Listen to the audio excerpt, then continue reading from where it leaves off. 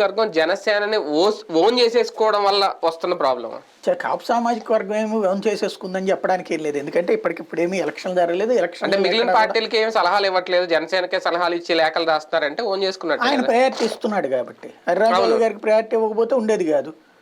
Priority ఇస్తున్నాడు కాబట్టి ఇప్పుడు జగన్మోహన్ రెడ్డి సామాజిక వర్గానికి సంబంధించిన ప్రతినిధులకి ఏమైనా ప్రయారిటీ ఇస్తున్నాడా, లేకపోతే చంద్రబాబు గారు కమ్మ సామాజిక వర్గానికి ఏమైనా ప్రయారిటీ ఇస్తున్నాడా?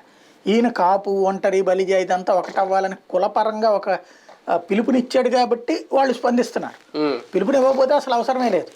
ఇప్పుడు ఏ రాజకీయ పార్టీ కూడా అట్లా చెప్పకూడదు, మనం ఈ కులం ఇది అన్నటువంటి. ఈయన ప్రత్యేకించి చెప్పుకుంటూ వచ్చారు. తర్వాత ఇప్పుడు వచ్చాడు ఆ కులంతో సంబంధం లేదంటే వచ్చేటటువంటి చర్చ ఇక్కడ అసలు సమస్య. సీట్ల లెక్క తగ్గితే ఈ తిరుగుబాటు ఇంకా పెరుగుద్దా? అంటే పవన్ కళ్యాణ్ గారు కాంప్రమైజ్ అయినంతగా కాపు సామాజిక వర్గం కాంప్రమైజ్ అయ్యేటైతే కనిపించట్లేదు. బేసిక్ గా లెటర్లు ఇట్లాంటి వాటికి ఏం స్పందన ఉండదు.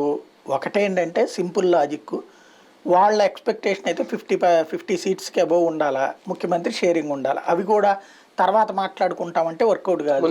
ముందే అనౌన్స్ చేస్తే కనుక 100కి 70 నుంచి 80% ఓట్లు ఇటుకి షిఫ్ట్ అయ్యేటువంటి అవకాశం ఉంటుంది. ఏది సీఎం కూడా అంటే, సీఎం కూడా అంటే అదే ఒక 40